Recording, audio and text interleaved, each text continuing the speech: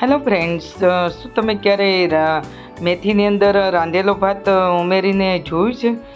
જો તમે એકવાર આ રાંધેલો ભાત આ રીતે ઉમેરીને જો તમે એના થેપલા બનાવશો તો તમે આ થેપલા 3 કે 4 દિવસ એકદમ પોચા રહેશે. અને જો તમે ક્યારેય આ રીતે ન બનાવ્યું તો તમે આ રીતે એકવાર ટ્રાય કરજો, તો તમારા થેપલા પછી કહેજો કે કેવા તમારા થેપલા બને છે. અને તમે જો બહારગામ જતા હોય ને તો પણ તમે આને લઈ જઈ શકો છો. અને એવા પોચા રહેશે અને ખાવામાં જો કોઈ ન ચાવી શકતું હોય ને તો પણ એકદમ ચવાઈ જાય છે, એવા પોચા એવા બને છે. તો એના માટે શું છે, અહીંયા મેં લસણ ઉમેરી લીધું છે, હળદર છે, અને સાથે મેં અડધો કપ જેટલું દહીં લઈ લીધું છે.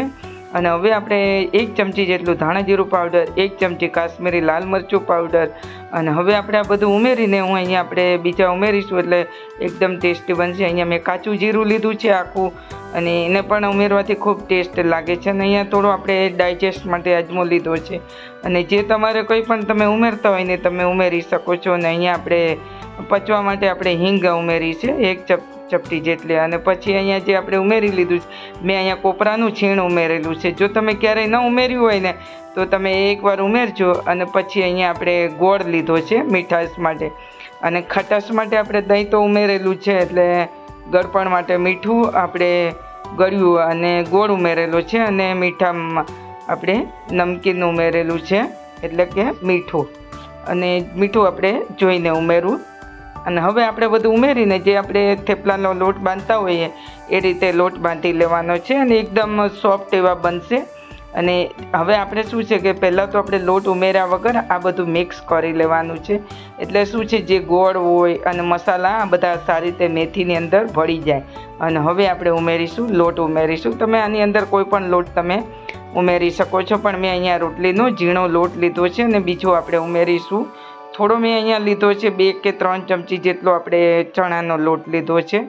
જો ચણાનો લોટ ઉમેરવાથી આપણે બનાવતા હોઈએ છીએ એકદમ એકદમ ફરસા બનતા હોય છે, અને ખાવામાં પણ ખૂબ ટેસ્ટ. અને હવે આપણે થોડું તેલ ઉમેરી દીધું છે 2 ચમચી પાવરા જેટલું, એટલે શું છે કે મોણ જેવું સરસ આપણો જે લોટ છે ને એકદમ સરસ બંધાય અને ખાવામાં આમ સરસ લાગે આપણને. હવે પાણી તમારે પહેલાં તો શું છે બધું મિક્સ કરી અને જોઈને પાણી ઉમેરવું.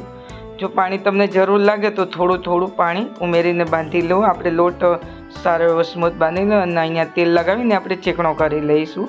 તો તેલ પણ હવે આપણે આ રીતે લગાવી દીધું છે, અને થોડી વાર આપણે લોટને મૂકી રાખીએ. આપણે તવી ત્યાં સુધી આપણે ગરમ થાય ત્યાં સુધી એના આ રીતે આપણે લુઆ કરી લઈશું. જોઈ શકો છો બહુ આપણે મોટા નહીં બનાવી, અને મીડિયમ એવા આપણે થીક બનાવવાના છે. અને આને તમે બહારગામ જતા હોય ને તો તમે લઈ જઈ શકો છો, અને બગડતા નથી, અને બિલકુલ ખાવામાં એકદમ સોફ્ટ રહે છે અને પોચા.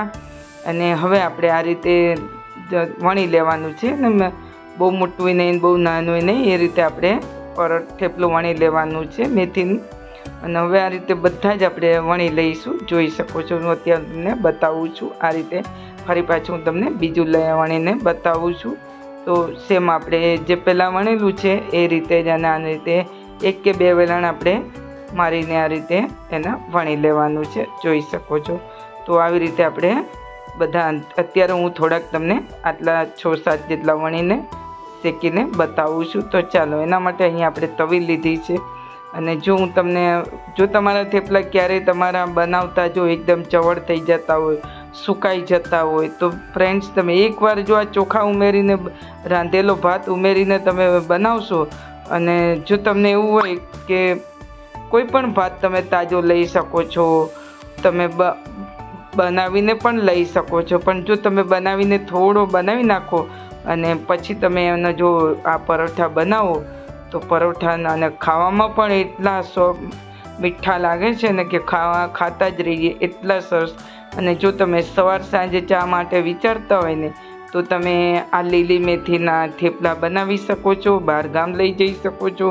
અને તમે જો સૂકી મેથી હોય, જો લીલી મેથી ન હોય તો તમે સૂકી મેથીના પણ આ રીતે બનાવી શકો છો.